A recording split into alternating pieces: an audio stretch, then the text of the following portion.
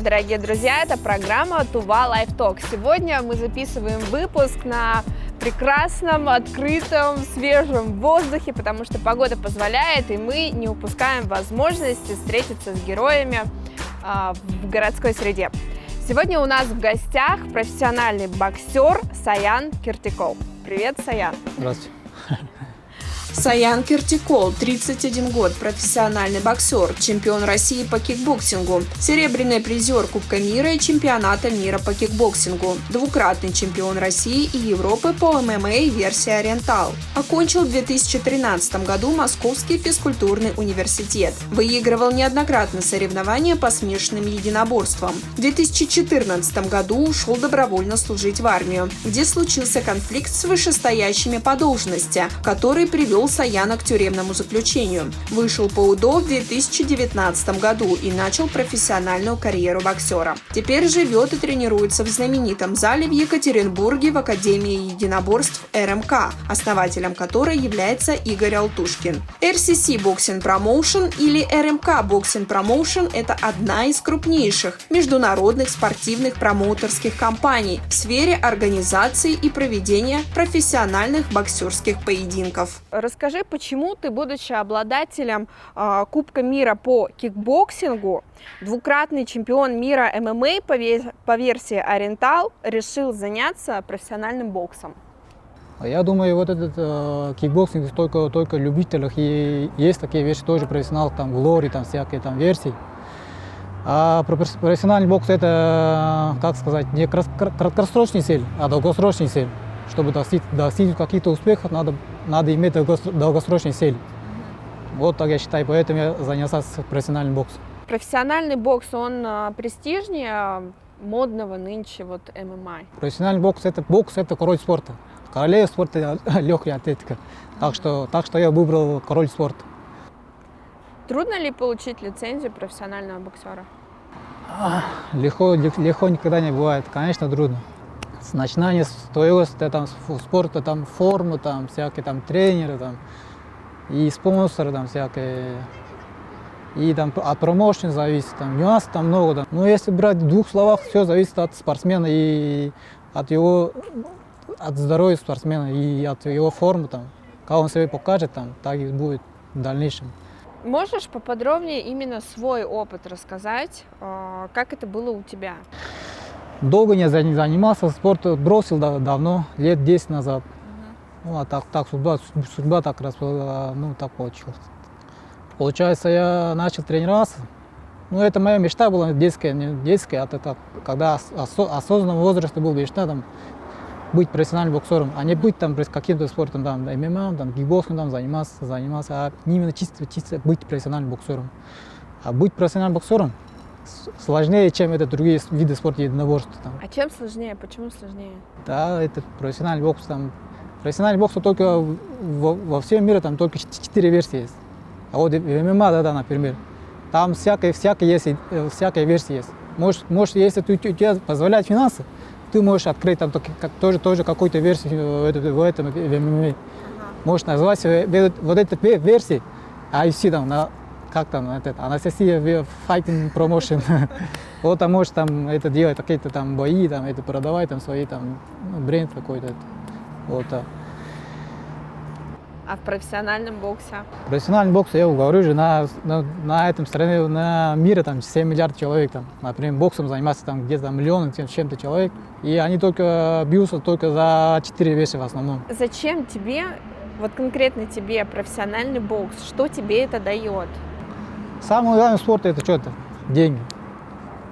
Ну, цель там, главное деньги обеспечить себя там, своих там. То есть это денежный вид спорта? Да, конечно, денежный вид спорта. Денежный вид спорта во всем мире называется вот это футбол, там, профессиональный футбол, НБА, баскетбол, НХЛ и большой теннис и профессиональный бокс. Они любительский бокс, а именно профессиональный бокс. Вот это самый такие масштабные виды спорта. Вроде и там бокс. Бокс, да. Но ты говоришь, что это абсолютно разные виды спорта. Виды спорта. В двух словах. Там любительский бокс только на очко работает, а на профессиональный бокс только на драка, настоящая драка. Каждый ли спортсмен, который занимается любительским боксом, стать профессионалом? Нет, конечно. Если бы каждый спортсмен был бы боксер, становился профессиональным боксером, был, а так боксеров было Все много. вы были много. профессиональные Да, боксеры.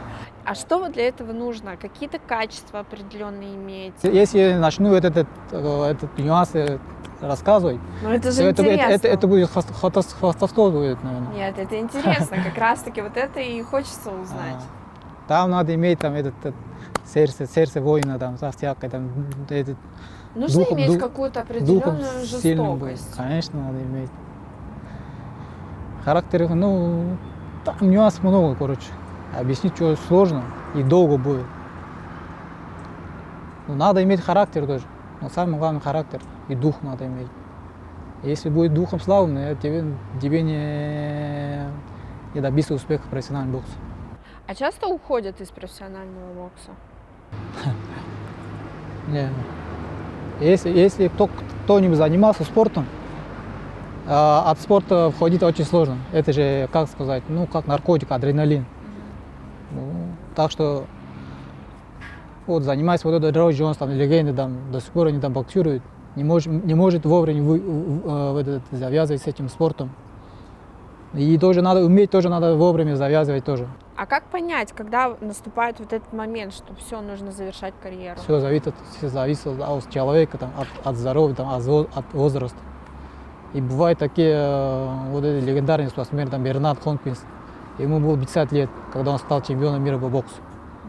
Представляете, 50 лет человеку. А мне только 31. А это 31 считается тоже таким-то более-менее таким возрастной спорт. Возрастным я, получается. Спортсмен возрастной, да. Средний, да, в таком возрасте. А вот не кажется тебе, что в 31 год уже поздновато начинать карьеру профессионального Я говорю же, боксера? поздновато, вот это, но я так судьба так раз получилась, что это я так начал. Но я самое главное свою мечту не бросил. Расскажи про свой рацион питания поподробнее, да. Что ты вот не употребляешь, а что ешь постоянно? Рацион питания тоже зависит от финансов зависит. Я думала, там вот прям конкретно что-то можно, что-то нельзя. Если у тебя не имеется там финансы, там позволяет вот это, ты позволяешь, ну, можешь позволить там какие-то что-то позволить, можно питаться, можно грамотно там и правильно. А если не имеешь такие возможности, финансы, ну, тоже надо найти какой-то вот этот баланс, ну хотя бы чем-то там. Да. Но я так я гоняю 15 килограммов.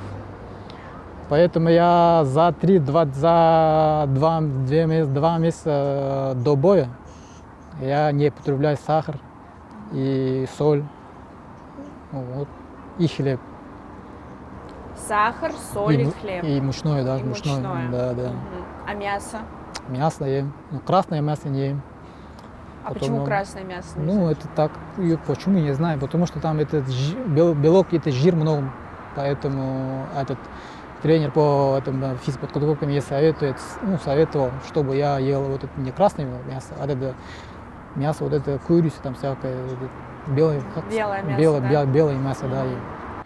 Все знают, что спортсмены перед боем как бы сгоняют вес, да? Это обязательно или нет? Что это вообще дает?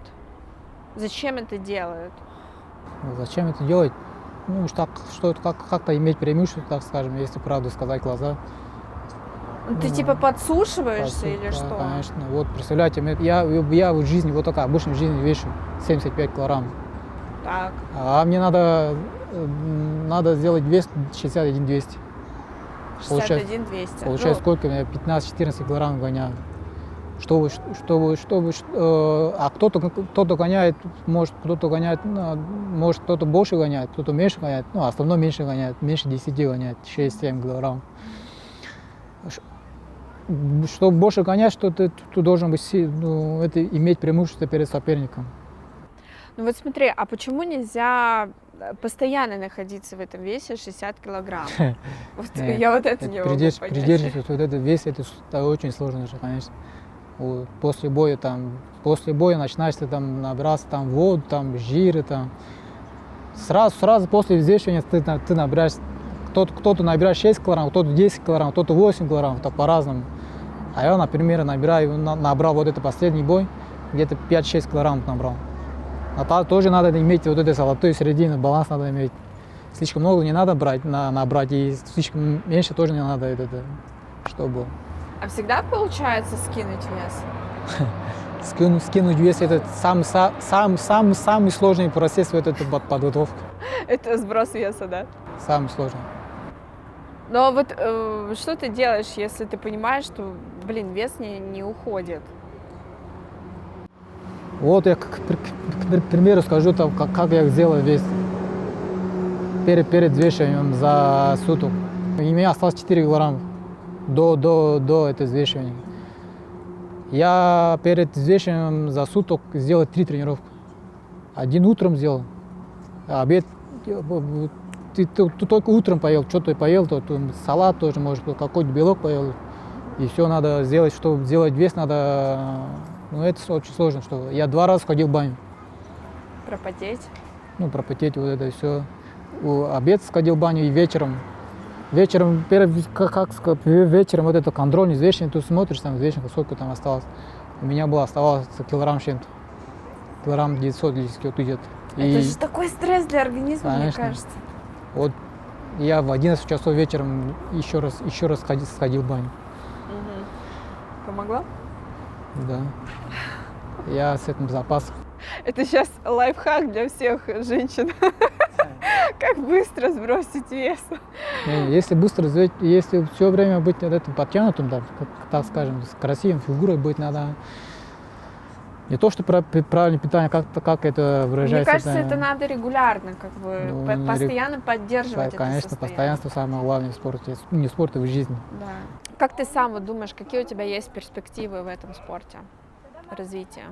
Перспективы? Если ты не видишь своих перспектив, зачем это заниматься с этим спортом? Вот какие видишь ты? Ну, я постараюсь добиться до претендентского боя. Саян, скажи, верно или неверно утверждение, что большой спорт, профессиональный спорт – это дорого и затратно? Я бы сказал, основной нюанс зависит от этого, от финансовой возможности. В данный момент у меня это самая главная проблема. То, что в таких, так скажем, хороших не спонсоров, инвесторов. Спорт должен быть не спонсорство, просто спонсора не должно быть. Человек должен вкладывать деньги. Ты же вкладываешь деньги, чтобы в дальнейшем зарабатывать. Инвестиции. Инвестиции получается. Получается, меня должен инвестировать инвестор и спонсор. Но в простых языках это называется спонсорство называется. А профессиональный спорт это инвестор, который вкладывает деньги в тебя, и чтобы в дальнейшем получить от этого выгоду, зарабатывать деньги. В больших спортах спонсор, на простых языках, так скажем, только что говорили, спонсоры должна быть не просто спонсорство. Вот это у нас вот это ММА, там, борьба, там, это просто спонсорство. Просто спонсорство. Они они деньги на это от своей души дают. А профессиональный спорт должны быть, спонсоры должны зарабатывать на этом деньги. Ну, инвесторы. Инвесторы должны быть. У тебя есть инвестор? У меня в данный момент нет инвестора. Я думаю, я покажу себя, что привлечу себя, и я думаю, у меня в дальнейшем будет инвестор. Чтобы... Ну, а вот сейчас, на данный момент, как ты покрываешь вот эти все расходы, которые у тебя выходят на твою деятельность профессиональную? В данный момент я даже деньги не зарабатываю. Я наоборот, не зарабатываю. Я наоборот, так скажем, в минусе очень много. А на что ты живешь там? На что я живу? Да. Мне помогают мои тренеры. Мой тренер такой есть, Мирхаким. И наша академия, Академия Норси РМП, это которого Игорь Алексеевич Алтушкина, вот, они помогают. Изначально, когда я туда поехал, я же вам говорю, что я за свой счет жил. Да. А в данный момент я живу, получается, я не снимаю квартиру, и получается, ну, такой один плюс только то, что я не снимаю сейчас. Остальное я сам себя обеспечиваю. Продукты. Ну, а питание. как ты зарабатываешь тогда на жизнь? Ты говоришь, что ты сейчас не зарабатываешь. Вот получается, помогают такие добрые люди, так скажем, добрые люди и друзья. Мне помог один друг, мой сослуживец, Чингис его зовут. Вот это, который он мне помогает финансово, пока помогает. Он просто помогает, пока у него есть возможности. Когда у меня есть возможность, я ему долг все время возвращаю долг свой. Получаю, вот так я живу. Я прошу помощи у него, короче, чтобы перед подготовкой. Для подготовки надо как минимум 60, 70, 80 где-то тысяч рублей надо. Ну вот, он помогает, получается, вот, он помогает, и некоторые добрые люди, друзья, знакомые помогают. Хотелось бы, чтобы было бы у меня такого инвестора, а не спонсора-инвестора. Потому что профессиональный спорт, это мы уже говорили, там, футбол, там, бокс, там, теннис, там, вот это все. А вот это, они же большие компании. У них же там этот логотип, там вот это всякое есть, там бренд, там они должны вот это, чтобы они зарабатывать, они же должны на этом задействовать с этой семьи, короче, там наши бои всегда показывают на этом федеральных телеканалах, потому что это самый большой промоушен в России. Всегда показывает как минимум самых больших на этом телеканалах, как минимум на боец показывает. Или либо показывать на этом Матч ТВ, там всякое там. И чтобы этот инвестор должен, чтобы зарабатывал на этом деньги, и но у него должен быть тоже быть, это не краткосрочный цель должно быть, а у него тоже должно быть долгосрочный цель. А на какой... Ну вот на что ты рассчитываешь в ближайшее время? Как ты рассчитываешь заработать какие-то деньги? Я вот сейчас вот к примеру скажу там. Вот недавно вот этот Артаз, да, есть. Он же Олимпиады третьим стал. И у него там государство сколько там, 75 тысяч долларов же платил. В рублях это 5 миллионов рублей. А боксе в профессиональном большой спорте это смешные деньги, так скажем. Если я доберусь, я думаю, я доберусь до претендентского боя, мне должно как минимум должно заплатить 300 тысяч долларов. Представляете, какие деньги? А если за один бой? За один бой только. А вот это такие мелкие спорты, ну, не обиды им, так что я говорю, что про батом, и ММА, там мелкие спорты. Это, ну, что есть, то есть. Но это и есть мелкие спорты. Потому что там не денег за ней заработаешь. Если это даже спонсор, они просто от души просто отдают, чтобы они не зарабатывают на этом, просто от души дают. А профессиональный спорт, они зарабатывают на этом, они должны зарабатывать деньги. Вот. И вот, к примеру, я доберусь до претендентского боя, получается 300 с чем-то тысяч долларов, от этих процентов тоже это забирает. Тренер забирает, менеджер забирает, промотор забирает. И если у меня будет спонсор, он тоже забирает свои проценты, получается. Он то, что не вкладывал, он заработает 2-3 раза больше заработает от этого. Потому что если я доберусь до претендентского боя, получается, там такие большие телеканалы, там HBO, там Showtime, там, в любом случае, если я доберусь до претендентского боя, я буду драться в Америке. А многие добираются до него? Единицы добираются. А если не доберешься, что будешь делать? Ты думал об этом? Ну, я, конечно, думал об этом. Посмотрим, жизнь покажет, что будет. Я же не буду, как скажем... Заранее себя программировать на неуспех? Да. Я просто в себя верю, то, что я могу добиться до этого. Поэтому вот это открыто говорит, что нет, это не хвастовство, а просто я думаю, я доберусь до этого. Сейчас ты занимаешься в Академии РМК, все верно? Да. Она находится в городе В Екатеринбурге, да. Как ты туда попал? Просматривал самые разные промоушены в России. И получается, вот этот RCC промоушен, получается, самые первое место стоит. Ну, по СНГ нашим. Не то, что Россия, по пространству СНГ. Я вот выбрал самый лучший промоушен и туда поехал, купил билет сам и сам же платил жилье за аренду. Но первые 2, 3, 4 месяца я сам платил, сам все, ну, сам себе обеспечивал, так скажем. И там прошел этот отбор. Чтобы туда попасть, надо пройти отбор. Надо проводить спарринги там с ихними ребятами. Стоять на спаррингах, и там тренер тебя смотрит, там, стоит его брать, не стоит. Там. Ну, если, значит, они не взяли себе, значит, я стоящий боксер. А это в каком году было? Это было в 2019 году. В том, что этот боксер, получается, один боксер это бизнес, какой бизнес-структура, система. Они тебе показывают деньги, они тебе силу, время там вкладывают, Да. и финансы там вкладывают. И должен, если они берут разные боксеры, могут выстрелить один боксер, может не выстрелить один боксер, вот так. Ну, как сказать, русская рулетка. Самое главное, они тебе должны верить. Если они тебе не верят, зачем они должны себя обеспечивать, там, тебе тренировать, там, всякие силу, эти деньги, время тебе вкладывать. Вот такие. Мгм. То есть, получается, ты как подписываешь с ними контракт какой-то, да?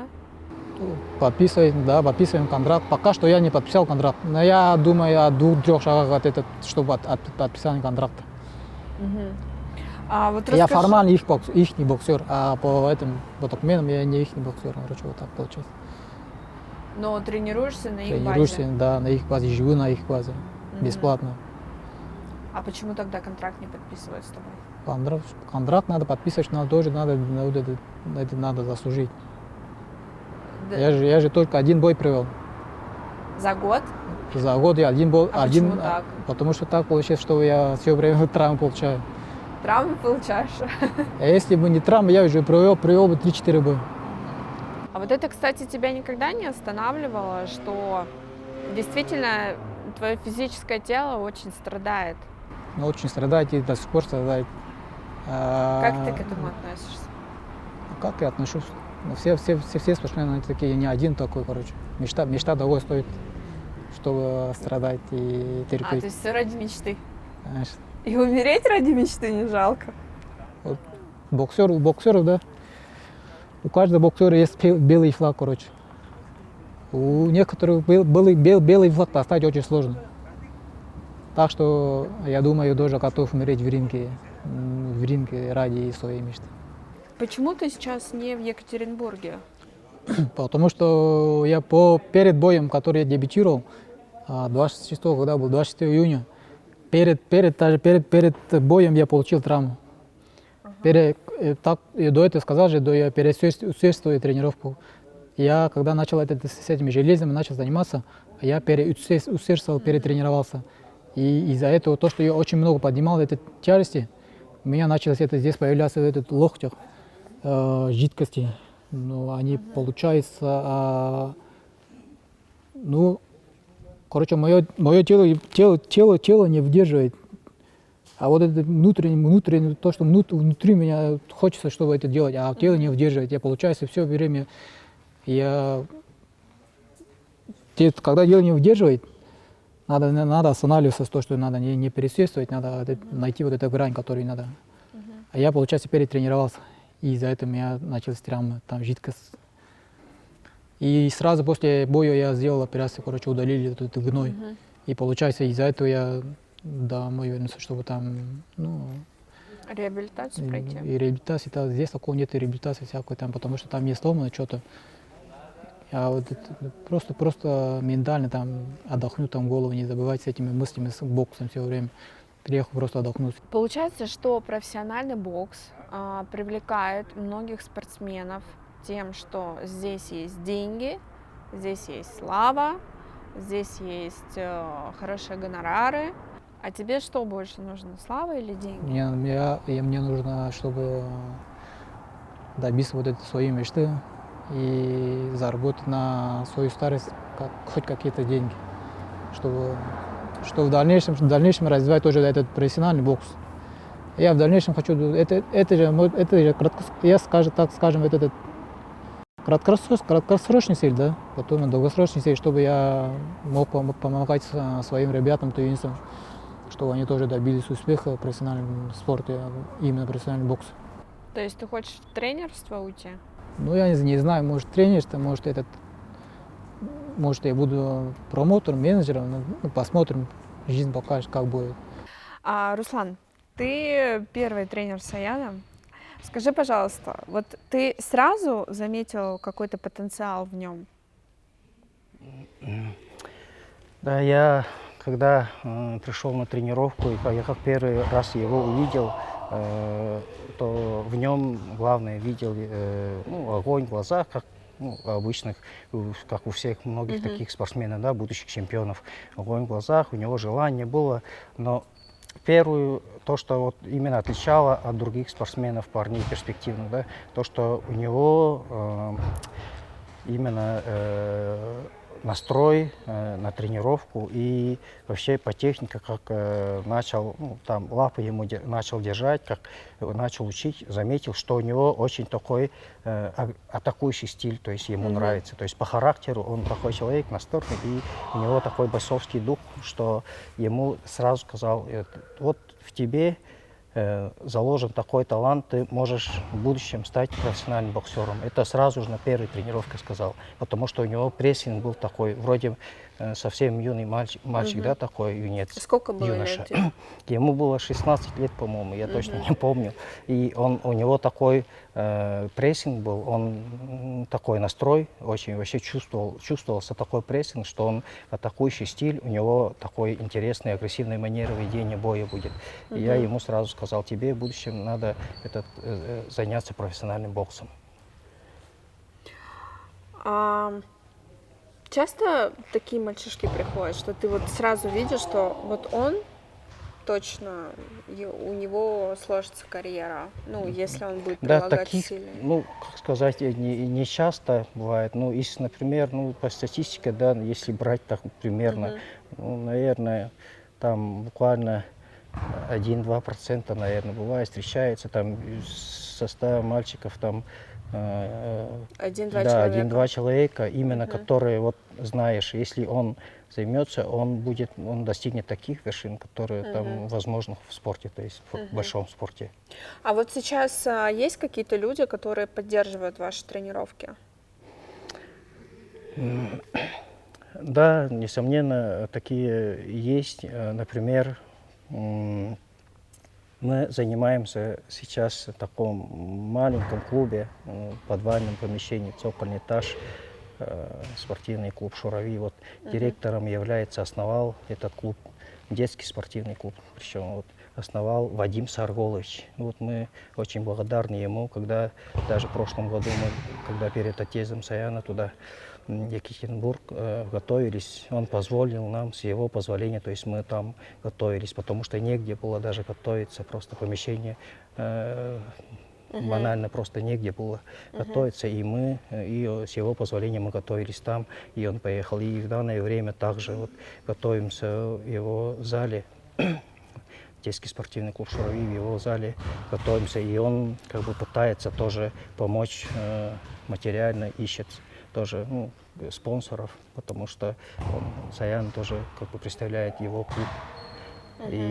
А так финансово очень тяжело, как вы сами понимаете, у нас в Туве в основном проблемы из-за финансирования большого спорта, то есть очень тяжело, да, профессионального спорта, там уже об этом много писали, говорили, поэтому тяжело, одним словом. Такое жаловаться, конечно, некрасиво, неприятно, но все поймут, наверное. Спортсмены очень хорошо это понимают, родители спортсменов, тренеры. Кто в теме, знает. Сейчас есть чувство гордости за Саяна, что он пошел дальше и занимается в Академии РМК? Конечно, как любой другой тренер, горжусь, но у него это еще цветочки. Он еще покажет, да, и он покажет по-настоящему себя, проявит. Хотя ему там многие ну, могут сказать, там, о, 30 лет там, начинать профессиональную карьеру. Нет, я думаю, вот, кто не знает Саяна, могут так сказать, а у него там такой характер, что он как перед боем говорил, лучше я умру на ринге, чем просто проиграю. Поэтому у него такой характер, и я думаю, он многого добьется. Тем более, не только я, да, ну, я как тренер, конечно, все его понимаю, я надеюсь. А вот он, когда подписался как раз там, в этом промоушене, тренер, его сейчас Мир Хаким, его зовут, тренер по боксу именно, по боксу, по технике тренер. Вот у него очень большие надежды на Саяна. Он говорит, парень шорох наведет. Вот увидите, вы даже не представляете, до чего он дойдет. То есть вот у него такие надежды, а он это дорого стоит. Он тренер таких очень хороших спортсменов, претендентов на титул чемпиона мира, поэтому он разбирается, он-то больше нас разбирается. У тебя в жизни был такой непростой период заключения под стражей. Вот расскажи про это. Как ты вообще попал в тюрьму, из-за чего, что произошло? Это все, ну, короче, я в 2013 году окончил университет, да, в Москве. Да, физкультурный университет окончил в 2013. И тогда же я уже имел, ну, так скажем, цель, чтобы быть профессиональным боксером. Я уже начал тогда тренироваться там, жил тоже есть такой спортивный клуб, тоже Китек называется. Там, в Москве? Да, в Москве. Я там в Москве остался, там начал готовиться к этому дебюту профессиональному боксу. Заслуженным к этому тренером был мой, там, заслуженный тренер Марк Иванович Мейстер такой есть, знаменитый тренер. У него тренировался. И, получается, я там тренировался, начал готовиться к дебюту. И там получил тоже травму киста. И чтобы не пропустить время там, как сказать...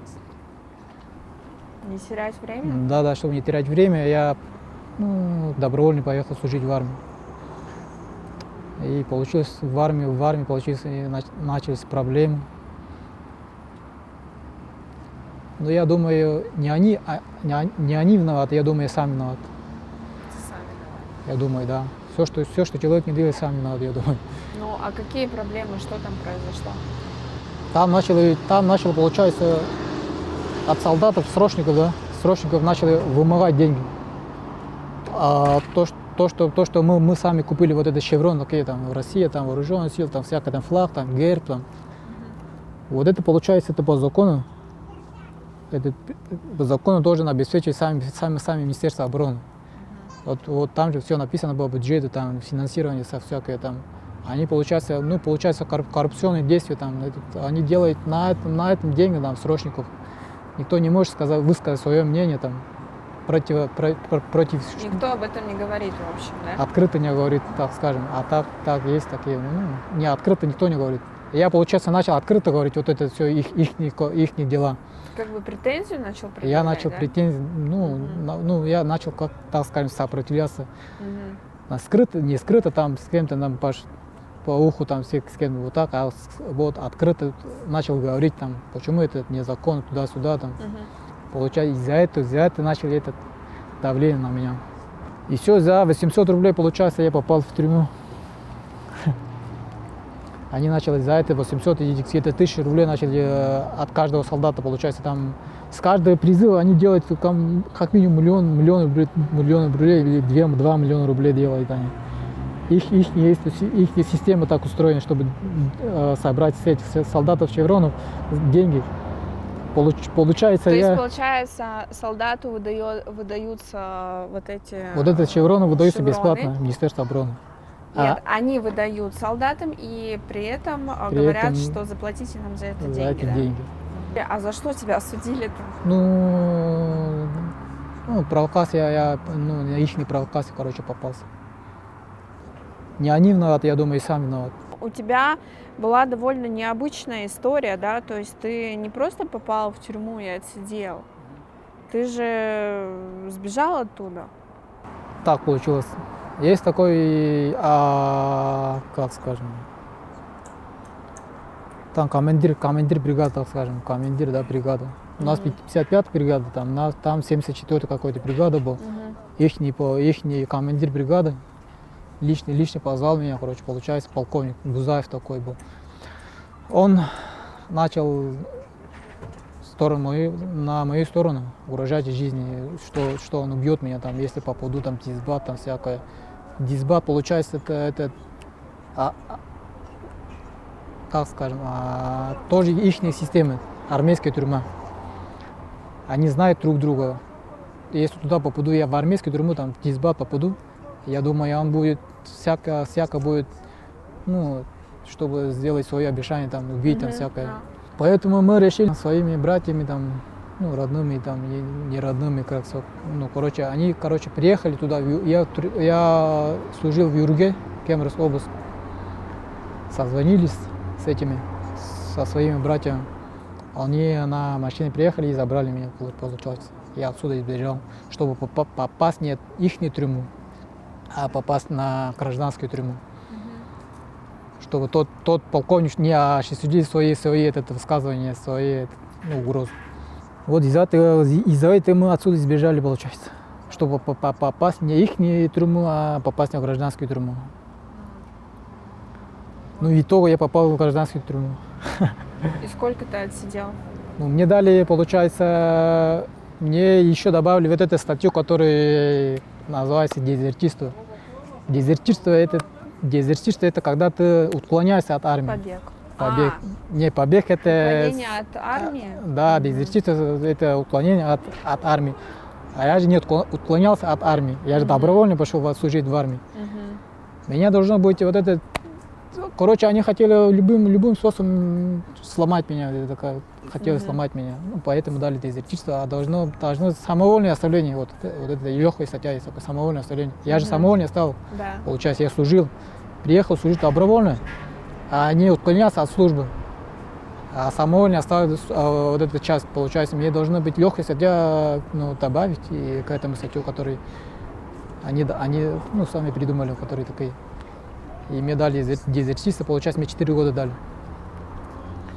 Я за эти 4 года 2,5 отсидел и вышел, получается, этот ДУДО, условно-досрочно. Сейчас у тебя уже закончилось? Конечно, все закончится. Я к этому опыту благодарен, так скажем. Я более-менее так скажем, мудрым и взрослый стал. А в гражданской тюрьме ты где именно? В какой? Здесь, в Кызыле или где? В гражданской тюрьме я где-то полгода побыл в Анжеро-Сужинске, есть такой город, Кемеровская область. И еще полгода я пробыл на этом Абаканской тюрьме. И потом, после приговора, меня отправили ближе к дому, Шагонар. Эта тюрьма, она ломает мораль человека? Тюрьма это, как скажем, по закону там же исправительная колония. Да, Там, по идее. По идее, да, по закону, по идее, там исправительная колония называется. А это не исправительная колония. А что это? Там, если ты слаб духом, ты сломаешься на этой системе. Тоже надо иметь там огромное сердце, там, храбрость, там, чтобы не сломаться вот это и не выбрать тот путь, который они выбрали. 90%, может 99% выбирают вот этот такой черный путь, который они выбирают. Вот там, а есть там всякое там ихние. То есть человек в тюрьме становится еще хуже, да? Конечно. Все зависит от человека. Как ты будешь вести себя, какие у тебя цели в жизни, какая у тебя мечта, там всякое может. Принципы, может. Да, принципы, честь, там, достоинство, совесть. Там можно за сигареты, они продать свою честь и достоинство. А как ты думаешь, что тебе помогло не сломаться и не поддаться на эти принципы именно такие тюремного уклада? Сначала было сложно. Начало всегда сложно было. ты думаешь, что у тебя жизнь рушилась, там, мечты там всякие там. Ну, Кажется, как будто жизнь закончилась. конечно, что только не было в голове. И надо... А у тебя Я- было ощущение несправедливости? А вы думаете, несправедливость? Жизнь и так несправедлива. Нет, ну вот конкретно в этом случае, что с тобой поступили, ну, вообще несправедливо. Наша система и так работает, и будет работать несправедливо. Против системы пойти сложно. Один воин в поле не воин. И всегда будет эта справедливость, и там была несправедливость тоже. Ну, не было обидно за себя? Какие чувства За были себя, в за этот себя, момент? я бы сказал, за себя не было обидно. Не было обидно за своих, за родных, за матерь. А о своей жизни, о своей судьбе ты думал? Что ты думаешь, у тебя впереди 4 года тюрьмы, что ты будешь думать? Тебе надо жить здесь сейчас надо жить, не думать о будущем, о прошлом, не А надо почему думать. нельзя думать о будущем? О будущем у меня была цель только, вот это я жил с этим мечтой, чтобы стать профессиональным боксером. И ради этой цели, наверное, цели и мечты я, наверное, не сломался. И не выбрал такой неправильный путь. Я думаю, в данный момент выбрал правильный путь. Я иду по правильному пути. Твое воспитание, какие-то вещи, которые там были заложены с детства, вот это как-то повлияло? Заложен действие, так скажем, воспитала меня мама хорошо. Я единственный сын матери, короче, когда мне было 4 года, моего отца убили, получается. И мама одна меня воспитала. И, так скажем, я всегда вырос с принципами, с честью. Никогда не у всех матери там воспитывает, чтобы человек был добрым, хорошим.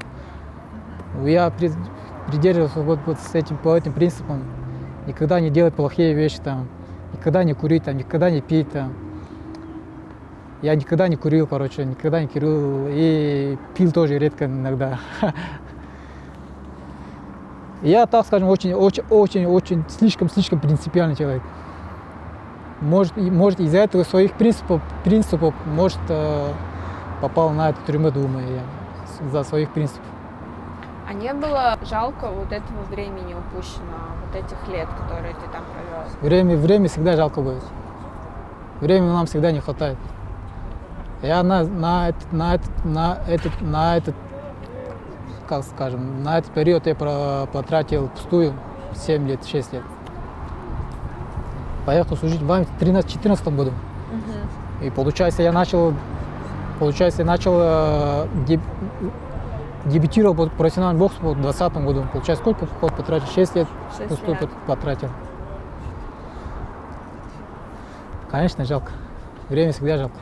А что поменялось в твоем мировоззрении после этого опыта? После этого опыта. Горький опыт всегда это хороший опыт.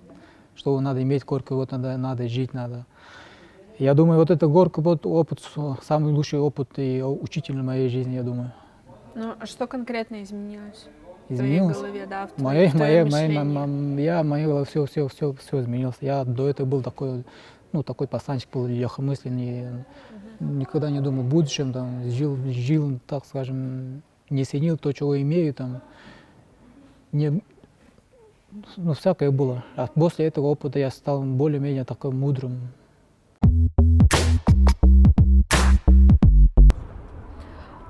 А там как-то получалось, вот, не знаю, там, заниматься спортом тем же?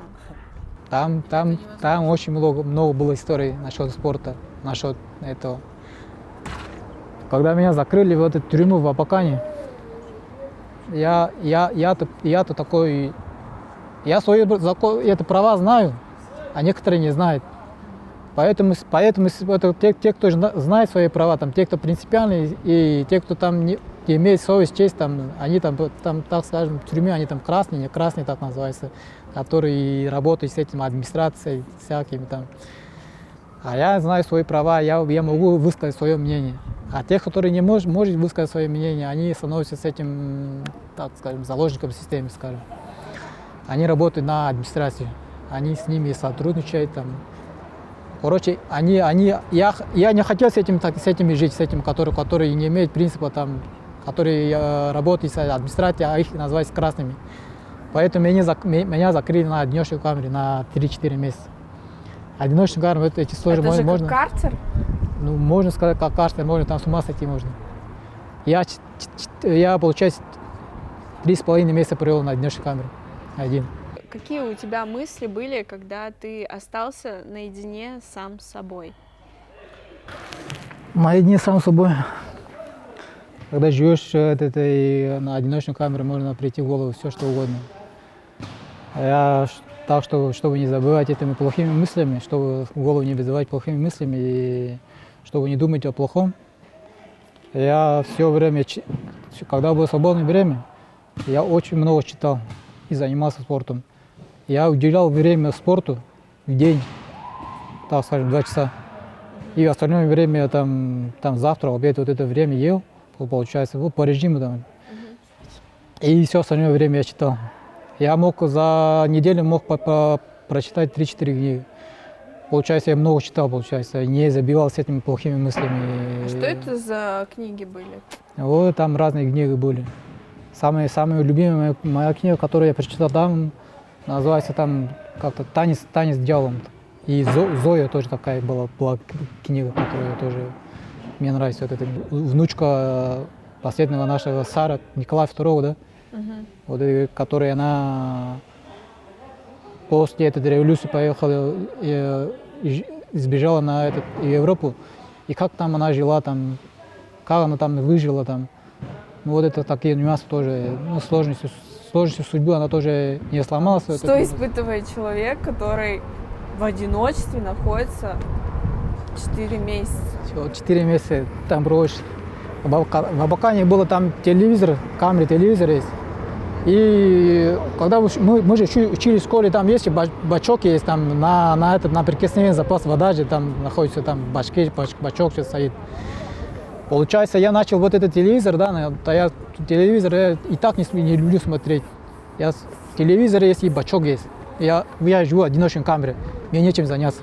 Можно там с ума сойти, можно сказать, так сказать. Конечно. Я начал вот этим спортом заниматься, там поднимать вот этот бачок, короче, начал поднимать. И там отжимания делать, приседания делать начал. Ну, короче, с этим ихним бачоком я начал пользоваться, короче, как железная штанга. Не знаю, там килограмм 10, может меньше. И они мне поставили условия. Или ты будешь заниматься с этим бачоком, с этим, который с водой, или мы отбираем этот телевизор твой. А вы что вы выбрали? Все выбирают телевизор. А ты выбрал бачок? А я выбрал бачок, чтобы заниматься спортом. А более-менее вот этот телевизор более-менее помогает в одиночной камере. Отвлекаешься. Отвлекаешься, да. Если ты будешь заниматься спортом с этой водой, да. то они заберут телевизор. Телевизор. И забрали в итоге. Ну, выбрал, короче, получается, Телевизор бачок. забрали? Телевизор забрали. И я одиночной камерой так и жил. С самого начала забрали вот этот телевизор, и последние месяцы я жил с этим, с бачком, короче, так скажем. Это как у Робинзона Круза на острове была пятница, а у тебя был бачок с водой. Да. Слушай, ну это вообще какая-то потрясающая история на самом деле. А после того, как ты вышел, тебе как-то это мешало в жизни устроиться, там, найти работу, начать осуществлять свою мечту? Как только я вышел, Ну вообще твоя судимость, она тебе как-то мешает или нет? Судимость, она, я думаю, всем мешает устроиться более-менее хорошей работу. Ну, когда пройдет этот срок такой, может, у меня же тяжкая была статья, получается, через 7 или через 8 лет судимость закроется. Надо за это, чтобы судимость закрыть, надо судиться, подать заявление в суд, там, и судиться, они закрывают судимость, и ты становишься несудимым человеком.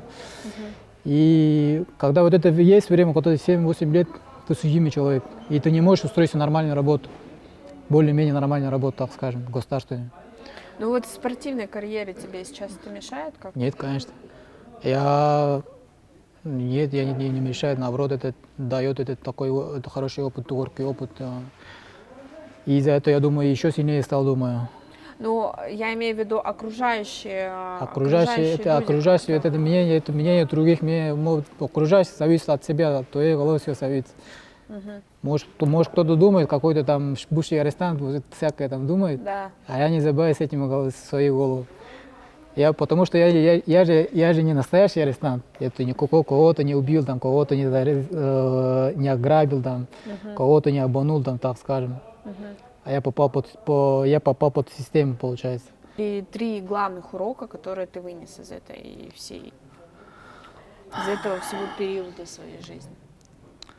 Самое главное, ты научишься отличать людей, Разбираться в людях. разбираться в людях. Там люди,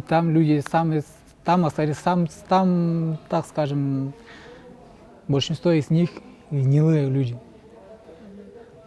Ты будешь знать, что представляет себя человек, какой он человек в жизни, как он, преподносит себя. На самом деле он не такой человек там. Начинаешь разбираться в психологии людей там, так скажем. И второе, я думаю, начал ценить дружбу. Ты там находишь более-менее людей, которые можешь дружить там. А без этого, как скажем, без общения там сложно жить в этом же. Потому что я знаю там, потому что я пробыл на это, до этого говорили, это 4 месяца там в одиночной камере. И вот думаю, и все. И надо иметь надо иметь храбрость, надо быть честным, быть справедливым. Но самое главное, честным самим собой, и все. У тебя есть лучший друг? У меня есть 2, 3, 4, может, по пальцам посчитать, друзья есть. Но их именами не буду называть, потому что они меня друзья, и они в моем сердце. Я их и уважаю, я надеюсь, они тоже меня уважают. Я им доверяю, и надеюсь, они мне тоже доверяют. В данный момент у меня, так скажем, 2, 3 друга, и у меня круг вообще не будет. Зал и все, тренеры мои. Самые. А расскажи, где ты в Кызыле тренируешься? В Кызыле тренируюсь этому первому тренеру моего Руслана, который он тренирует на этом спортивном клубе Шуравид, который находится на этом Ангарском. В заключение хотела бы задать тебе такой вопрос. Есть ли то, о чем ты сейчас жалеешь? Жалею. Я жалею насчет потраченной пустой, в который я говорил, время. Из-за этого жалею. Вот эти 6 лет. 6 лет. И остальное я не жалею. Если бы у тебя был шанс отмотать пленку назад, ты поступил бы так же или иначе, зная, чем все обернется? Вот все говорят, то, что я поступил бы... Все основной процент говорят, что я поступил бы так же, да? Я не знаю. Я думаю, я бы тоже поступил бы так же. И прошел бы снова. Зная, что тебя ждет, ты бы согласился на это? Но самое главное, как сказать? Самое главное, я свое лицо не потерял. И честь и достоинство свое сохранил, получается. Для меня самое главное честь и достоинство. Они же хотели, получается, сломать, да, получается, я не сломался. Я также поступил. Ты веришь в Бога? Я так-то не верующий человек. Я не хочу обижать вот это Богу. Я думаю, надо самого себя надо верить, не Богу. Я знаю, что я, может, не знаю, может, знаю. А вы знаете, что Бог существует? Я тоже знаю, Бог существует. А кому-то там поклоняться, кому-то там верить, Нет, такого нет. Я думаю, я атеист. Я верю в Атеист. себя. Мгм. Я верю в себя и в свои возможности. Тебе есть за что гордиться? Гордиться? У меня есть, конечно. За что? За что ты гордишься? Чем? Я горжусь, то, что у меня есть хорошее. Я горжусь своей семьей. Я люблю свою семью. Я горд за них. Я не горд за себя никогда не горд. Мне пока что нечего гордиться. Спасибо большое, Саян, за интервью. Это вам спасибо, то, что освещаете спорт. Спасибо.